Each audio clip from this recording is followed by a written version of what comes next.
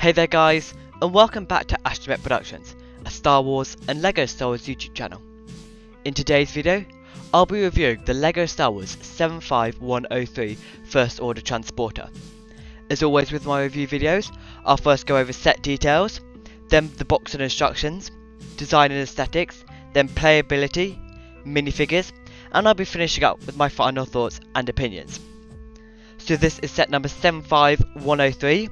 It has 792 pieces, 7 minifigures, and is recommended for ages 9 to 14. It was released in the autumn wave of 2015 for £80, $90, or €100. So guys, this is obviously the box and instructions. Now starting with the box, you can just see that we have a fairly good picture of the ship on the front of it. It's nice, we can see all the minifigures down here at the bottom. And then we have just a small action scene there between the flame troopers and a stormtrooper and the resistance. Then in the corner here we have the set number, the age, and the name. You can see that obviously this is the European box. We do not have the piece count and other stuff like that. That's just an American requirement. And then again on the top here we have the minifigures and an extra Phasma figure there. On the side here we have the Lego Club logo and just another small picture of the box. Then if we turn it around, we can see that we have a really nice blueprint of the box up here. They did that for a small amount of time and they seem to have stopped doing that, which is a real shame because I really like that.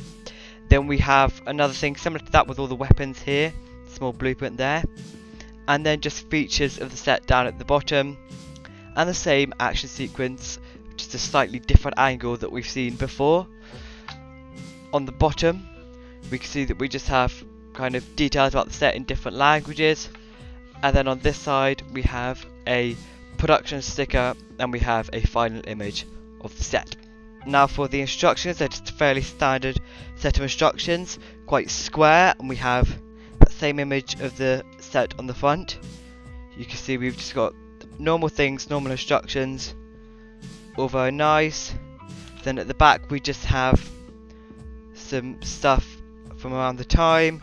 We have some more of the sets, it's all obviously the Force Awakens stuff, and then features and pieces, etc. And that's just about it for the box and instructions.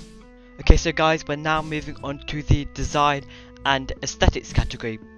This ship is quite unlike any ship we've seen from LEGO Star Wars or indeed Star Wars itself. It's got this kind of rectangular profile, but then it has this almost wedge shaped front bit, which creates a really nice overall look for this ship. I want to start by looking at the back here. We can see that we have this really nice engine shape, and this was actually one of the things building that I really enjoyed doing. And the engine bit looks really nice, apart from the back, because you unfortunately have all these Techno bits right there. Now I think, you know, obviously they probably did the best they could, but I would have liked it if they just covered it up with some plates. Maybe if they put those kind of little cylindrical bits in with these studs on the outside, you can just put plates over. That would have cleaned it up a lot more. But if you kind of look at it from the side, it looks really nice. It has a really good profile. Now we also have these kind of bits here that stick out, which I both really like but really hate, because if you get them in the right position they can look really nice and really effective, but if you get them in the wrong position they look awful. But LEGO doesn't give you any instructions on how best to kind of place them, so you know it varies from each rendition to each rendition, meaning that they can just look a bit weird from time to time. I mean, they give you the images on the instructions, but I just would have preferred it if it was kind of, you know, there wasn't so much freedom. They could just kind of be like, this is where you put it, we've got to put a stop marker here, you know, off you go. And then on the top here we have this really nice pattern. It's very simple but very effective. We have these four rather plates that just go on top, and they create this really nice diamond in the middle. We also have the 2 spring-loaded missiles there. I'll get onto those later. And we have this really nice little headlight here at the front, and also these 2 headlights here on either side.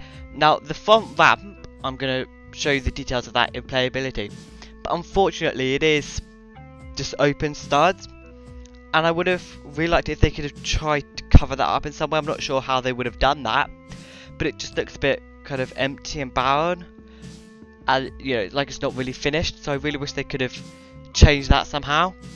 And then on the sides here, this is one of my favourite pieces. So this bit is just a whole unit, so that comes off pretty easily. And you have these really nice 2 grill pieces here, and then these good use of wheel pieces at the bottom, this at the top, and then the 2 fins at the top and bottom. And it just kind of, it's very simple, but it's also at the same time very, very effective. I'll just slot that right back on there, and that's on both sides as well.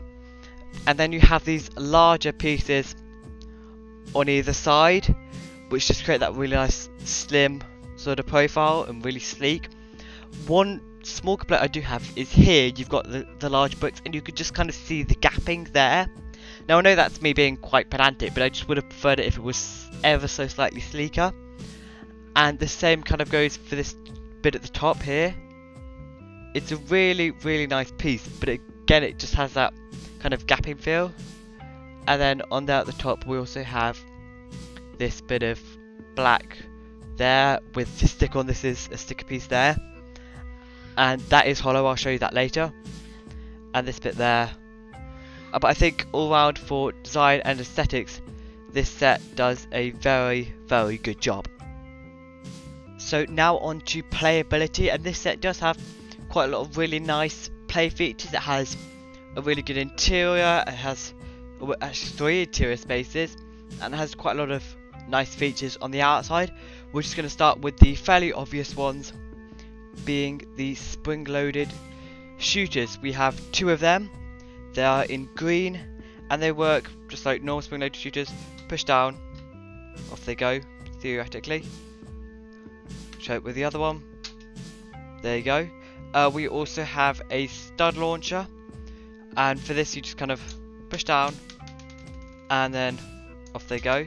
And there's one of those, and that's attached to a rotating bit there. And you can take the spring-loaded shooters off if you want to. I think kind of looks the same either way, but it's quite grey if you take them off, so they just add a nice bit of colour.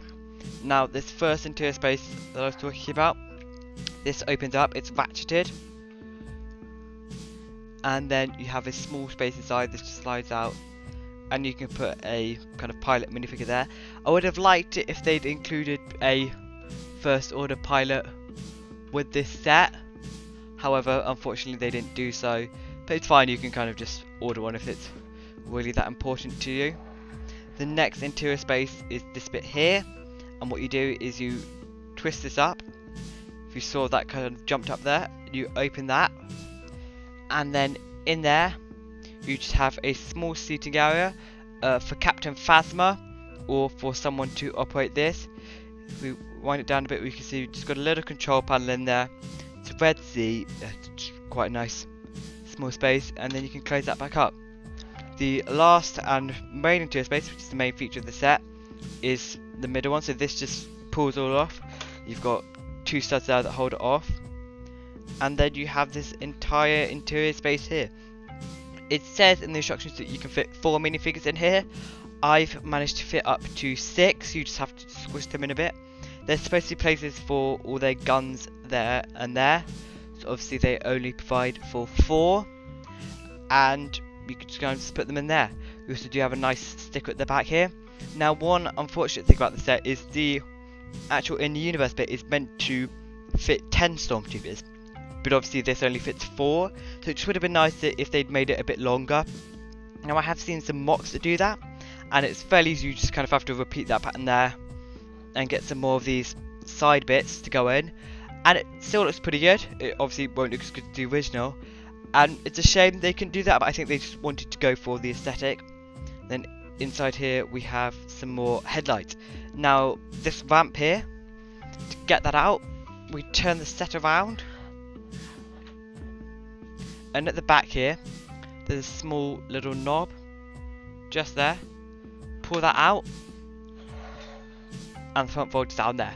You also have these really nice two little kind of pillar things there that you just have to place in yourself. They don't go the whole way up, but yes, you can place a minifigure there, have running up and down, and that just folds up and will stay in pretty nicely due to this mechanism at the bottom. You can't pull it down by yourself, or not very easy. You have to use that bit at the back, but all in all it works very well. You just push the lid back on. It can be a bit of a pain sometimes. There we go. And now obviously this set is meant to be a ship, so you are meant to pick it up and fly. There's no kind of easy way to do that. It's not particularly easy to pick up. I generally just kind of grab it from the back like that, hand underneath, hand on top, and would swoosh it under there. It's not particularly swooshable, unfortunately, but see, that just came out then. But that's kind of really all you've got. You can pick it up from there, but I often find that when I do that, either the lid falls off, as happened there, or if you've got the spring-loaded shooters on, they pop out. So it's not really ideal, but it works well. It's got nice playability, and I really like it on that front. Okay guys, so the first minifigure we got in this set was Captain Phasma.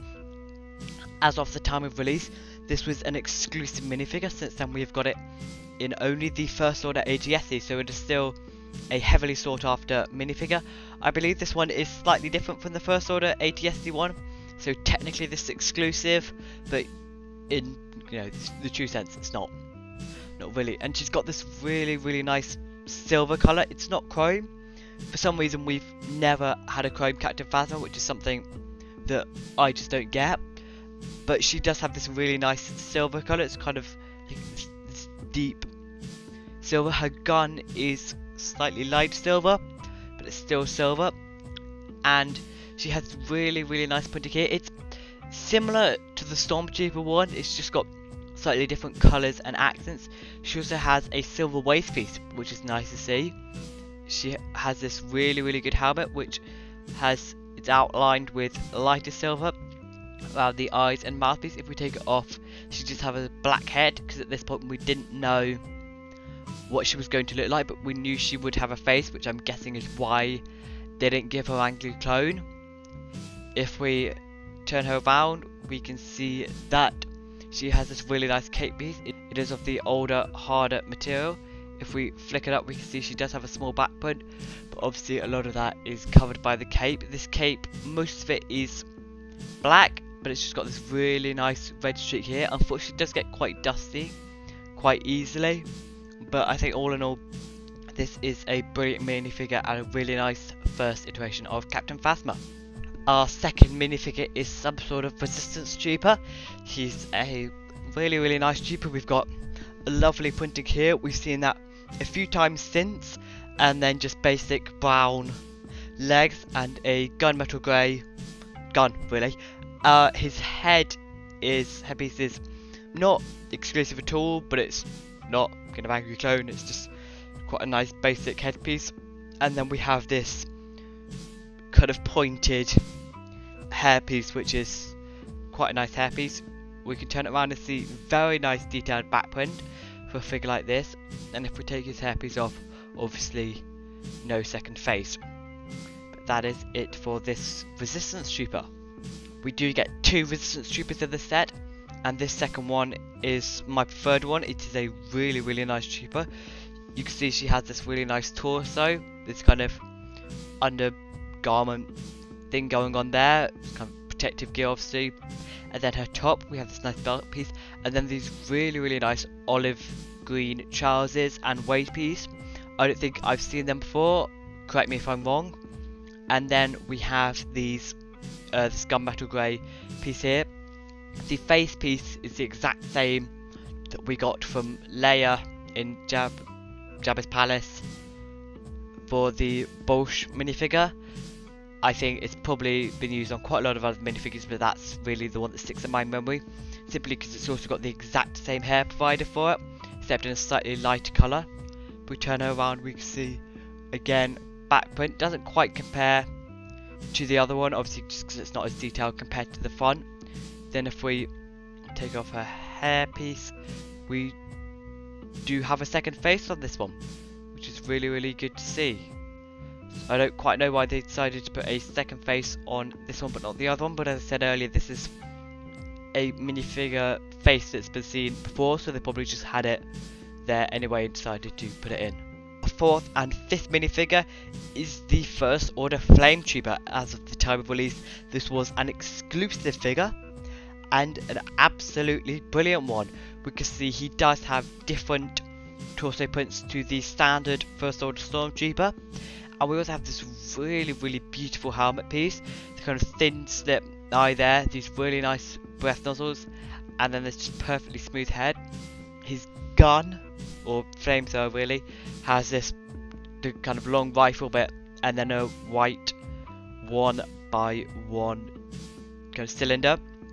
At the end we didn't get a flame piece to attach to it as we have got on later ones. It's odd because it shows them throwing flames in the box art, so I don't quite know why they didn't choose to include that, but maybe they just didn't think of it at the time. His face is obviously angry clone. Then if we turn around, we have the little kind of gas canisters there that store whatever liquid they throw, and they do have, he does have a back print I believe. I'll just take this all off, and you can see we do have a small back print, but obviously that's entirely obscured by the backpack. I mean, you can tell I didn't even really know that it was there until I took it off, obviously because it's kind of been so long and I've just forgotten. But that is it for the Flame Trooper, and we get two of those in this set.